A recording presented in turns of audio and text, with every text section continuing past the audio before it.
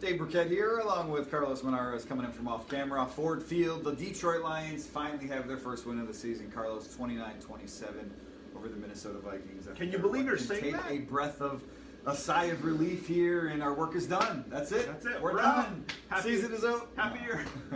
Now look, I mean, it was an emotional week for everyone, an emotional game, emotional finish.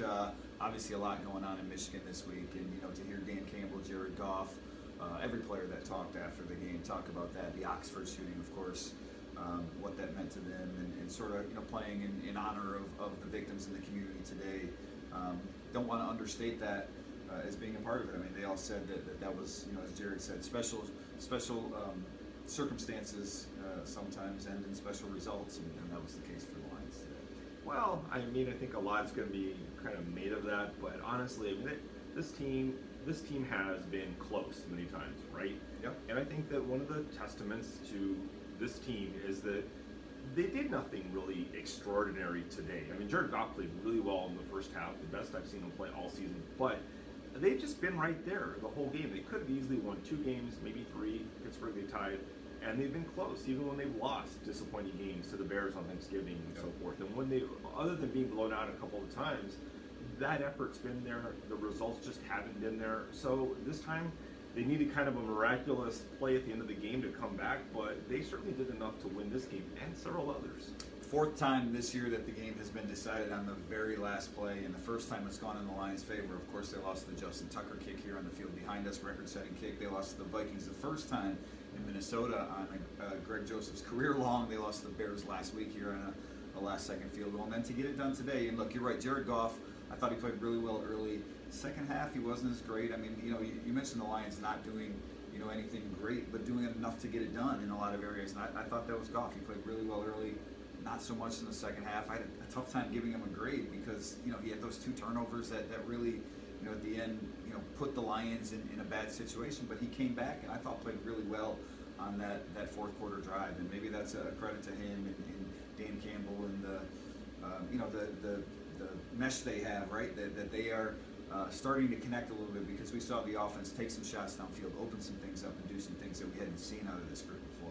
You didn't have any extra 8+ from Matthew Stafford left over for a fourth quarter comeback, and 3 touchdowns for Stafford. He's back in the MVP, I'm sure, race for you and Peter King. So Peter Schrager, come on, all the Petes, both of them, yeah.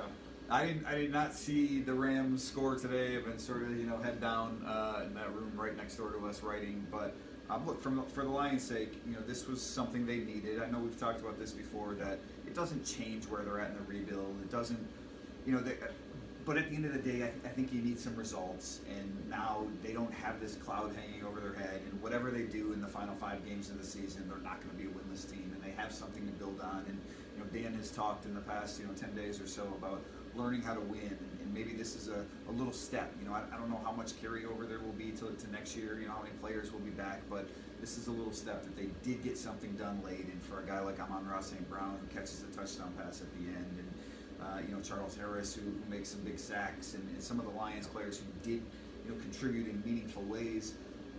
It's important to be a part of that, I think, and to help this organization get first. The most important part of this victory is that Dave does not have to write an 0-16-1 story. So I think other than Campbell and St. Brown, you were the most happy, I guess, after the game, right? I can't even lie. I said something to Kirkland Crawford, our boss, last week.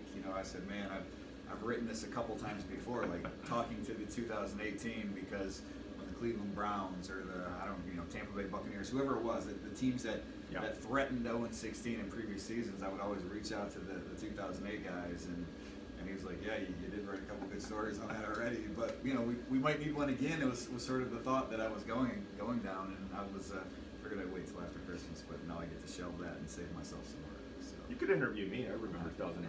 I do too, unfortunately. And look, I've said all along, this team is better than the 2008 team, I thought. I mean, not just the close games, but they're playing a lot of young players. Right. There's the construction of the team and where they're at in sort of the state of the franchise is different. This is the rock bottom, right? Whereas 2008, that was bottoming out, and then they had to start over with the draft and everything.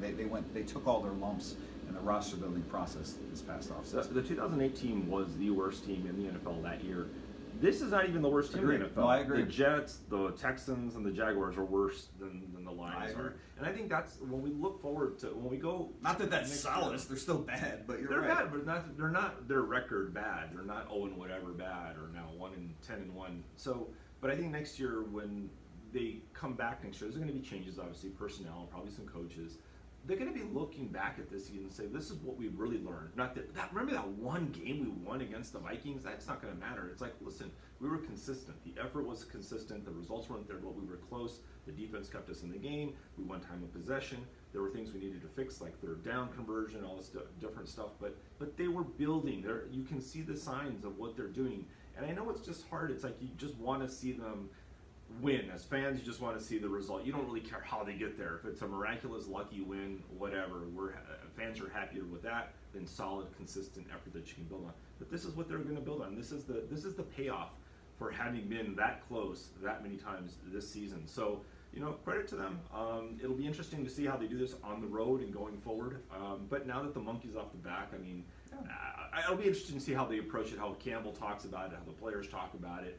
But I hope that Jared Goff, they can go back and look at the tape and figure out either by game plan or execution, what was it he did so well in that first half, taking deeper shots and whatever they saw, how can they replicate that? That's part of it is just throwing the ball downfield. They hadn't done that. I think that's a big part of it is, and Jared said it's feeling comfortable with the plays and trusting the plays and they repped them and whatever, but like you've been doing that all year. So I don't know why they hadn't unleashed it. I mean, that's a big part of it, right? They had four different receivers caught 20-yard passes in the first half of the game, and there were games where the Lions didn't have more than one guy with a 20-yard catch this season. So that's an important part. Look, the 75 or so fans that were here today certainly seemed to enjoy it. I mean, it was a sparse crowd, and I don't imagine there'll be many people here going forward. But I do want to end on this. Do you think they get another win, Carlos? Because now, look, if they win another game and either the Texans and the Jaguars play in a couple weeks, they both have 2 wins. One of those teams could theoretically end up 2-15, and if the Lions go to 14-1, if they win another game, they might be out of position to draft Kayvon Thibodeau or Aiden Hutchinson with the number one pick of the draft. You mentioned it. The pressure is off. I think the Lions are relatively healthy, right? I mean, they've lost a lot of guys, but this roster is really what they have, right? They were without DeAndre Swift today, but the Vikings were without like a Dalvin Cook and Patrick Peterson, and they lost Thielen in the first quarter. And not making excuses, but just saying that the group of guys the Lions have, that's who they're rolling with going forward, right? And they've gotten used to this group. So, they kind of are what they are, and they're used to playing with each other, and they've been playing well since the bye, really, on defense. So, Goff, you mentioned if they maybe found something, do you think they win another game here these final 5 weeks? They have a couple chances. I mean, Atlanta's not very Atlanta. They could win. They could win. Seattle's another one. They could win in Denver, right? I mean, maybe the Packers are resting everybody in week 17. That's true. The Packers are one. Cardinals no chance. So yeah, 3 games. 3 games. And then if you get lucky against the Packers, then yeah. I mean, so yeah, maybe up to 4 chances. But I think they can win one more. What do you think? Not that it matters, but what do you think? I mean, they can, obviously, right? I think they can. Will they? I don't think they will. I mean, I'm just going to put it out there. I mean, I think they've played well the last few weeks, defensively, since the bye, and maybe they have found a little something on that side of the ball. We'll see if Goff can continue this. I mean, Denver, good defense. They're going outside next week. That's on the road. That might be a little bit tougher. Falcons, that's the day after Christmas. It's a road game. I would think they've got a shot to win that game. The Falcons are pretty bad, too. But I don't know. I don't know. Maybe because I told myself that I wasn't going to pick them again, and then when I picked them again, they lost, and so now I'm kind of angry at myself because we all picked them to beat the Bears on Thanksgiving, and they lost. Today. And we all picked them to lose today, and they won. So you just have to pick them to lose. They're going to win. That's the secret. We'll see. Look, they do have a few winnable games left, and next week on the road at Denver being potentially one of them. So we'll see. Good for the Lions to get a win today. I think everyone in the organization is breathing a sigh of relief and judging by the celebration at the end of the game, Jared Goff running and hugging Dan Campbell and the embrace that they had, it was very meaningful. Did you hug Goff afterward too for avoiding having to write that story? Yeah, you should. I didn't, but I don't think you would want that from me. You wrote a lot of bad stuff about me already. So, But that'll do it for us here at Ford Field. Again, the Detroit Lions get their first win of the season, 29-27, against the Minnesota Vikings. Snap what a 4-year losing streak against Yeah, the back to Vikings. 2017, 8 games. Well, they got one under their belt, and we'll see if they can do one next week again. That'll do it for us here at Ford Field. For Carlos Monarrez, I'm Dave Birkett.